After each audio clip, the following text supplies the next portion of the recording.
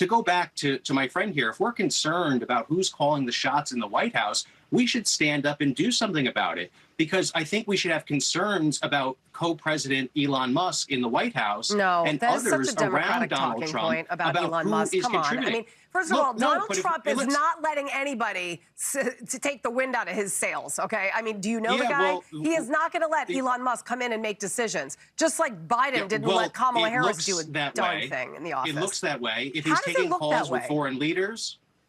Well, that's what I'm saying. His job is to, in DOGE, is to cut down spending, which is something that this country desperately needs. We're $35 trillion in debt. He's a talented, very talented person, and he should. Wouldn't you want a smart businessman in the office, or do you want Kamala Harris? But if we're talking about who's calling the shots, then let's call a spade, and let's make sure there's transparency. President Trump isn't even in the office yet, so I don't even know what you mean about calling the shots. But I mean, certainly somebody needs to call the shots, and under Biden, we really don't know who is calling the shots. I don't know who pardoned all these people. I don't know who decided, to make all these last-minute agendas. Who knows? But if we're going to make those accusations, then we have to be concerned about not just this presidency, but for the future. And of course we will. When Donald Trump is finally in office, we will be watching. Well, at least Donald Trump is out there talking to the American public. He's engaging. You know what? I'd rather a president that engages with us than hides behind closed doors. But I got to go. I'm sorry. I'm getting the hard rap. I just completely ate up the time on here. Looks like David Carlucci struck a nerve with Fox anchor Julia Banderas after he spoke some uncomfortable truths about the amount of influence Elon Musk has over Donald Trump. I think it's also fascinating that we're seeing this kind of open conflict. I think it's going to be the first of many. And of course, that speaks to the question of Elon Musk's role. I think really soon we're going to see more divergence between Elon Musk and Donald Trump. It's natural, given each of them having the power they have. I think that's going to be a very, very important storyline in 2025, that these two people who appear to be allies but really have very different interests start to diverge issue by issue. We saw it also during the recent budget fight. I think we're going to see it on issues like artificial intelligence and climate, where Musk has been in a different place than Trump. That's going to have ramifications for how successful Trump can be in general. And then finally, I mean, look, for the MAGA world to be turning on their own this quickly. This is also an interesting question. They almost look like Democrats here. It's like, so I say this lovingly as a Democrat, like we have an ability to eat our own very quickly sometimes. Well, this is fascinating. Here are these heroes just a few minutes ago, and they say one thing that a lot of the MAGA world disagrees with, and suddenly they're being villainized. That's not good for that coalition. Now, it started with Elon Musk's post, leading to Trump following down the path of telling their loyal legislators in the House to kill the spending bill and replace it with a failed one that would have eliminated the debt ceiling, which pissed off some constituents over another possible government shutdown on the Republicans' watch. And this week, Elon's co-lead on the made-up DOGE agency directly called American culture too stupid to produce intelligent employees to fill roles that Musk hires for meager pay. It even forced Scott Jennings to call him out. Is it American culture that's the problem? Somebody got stuffed in a locker. I'm not going to say who. Look, I think there's a way to solve this and talk about this that doesn't denigrate all of American culture. I mean, I'm now understanding more and more how he got 100 votes in Iowa or whatever it was he got during the Iowa caucus. The reality is, and Elon, by the way, clarified or further explained his position later and was talking about saying, I want to bring in the top 0.1% of engineering talent from around the world. It's like bringing in a Jokic or a Wembyana to help your whole team if you want to make a comparison to the NBA.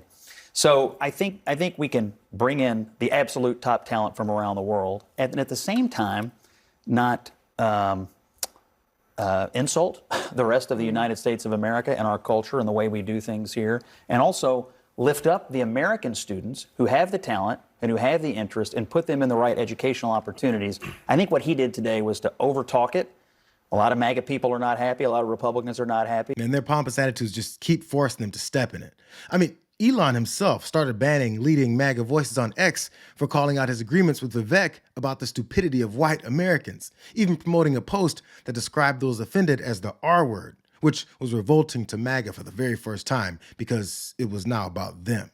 But the self-inflicted wounds caused by Musk's greed doesn't end there, because since Speaker Mike Johnson did their bidding with the spending bill, he's not looking like a shoo-in to be confirmed as Speaker again. Back in Washington, House Speaker Mike Johnson's future in his role as the speaker, could be at risk ahead of a vote next week. Current Speaker Mike Johnson is on thin ice with the right flank of his party after last week's debacle over government spending. Before the last couple of weeks, I was, in his corner, but now we should consider what's the best path forward. We do need to consider whether, if we're going to advance Mr. Trump's agenda, whether the current leadership is what we need. And there will be no Democrats available to save him or the extreme MAGA Republicans from themselves based on the breaching of a bipartisan agreement. And without a speaker, the 2024 election that Donald Trump won cannot be certified, and he can't officially become president, all because of Republican fealty to a couple of billionaires. It's amazing how quickly unearned confidence and extremism may have gotten this party into a hole that clueless Democrats had no ability to pull off themselves. And this is our oligarchy at work under President Musk. Without a speaker, the House is paralyzed. It can't swear in members, it can't pass legislation, and here's the kicker. It cannot certify the results of the Electoral College on January 6. I don't think anybody here on this couch was excited when Mike Johnson put forward a 1,500-page bill there, a couple minutes before Christmas, and basically told everybody to vote on it. That said, I think Republicans have to be very, very wary here. They cannot let perfect be the enemy of the good here. And look, it's certainly concerning, that 1,500-page bill. They ultimately did not settle on that. But your number one priority, in addition to certifying the election of Donald Trump, is making sure that you do not lose a minute while you have this power to put forward Donald Trump's transformative agenda. All you're guaranteed at the most at this point is 2 years.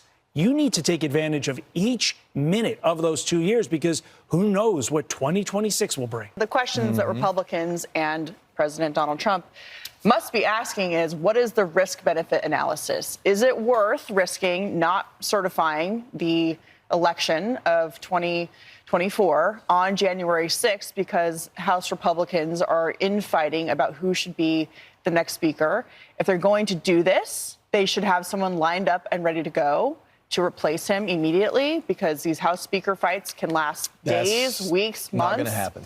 And so they're going to have to decide, is it worth pushing off certifying the election, potentially pushing through the inauguration date to get a new speaker?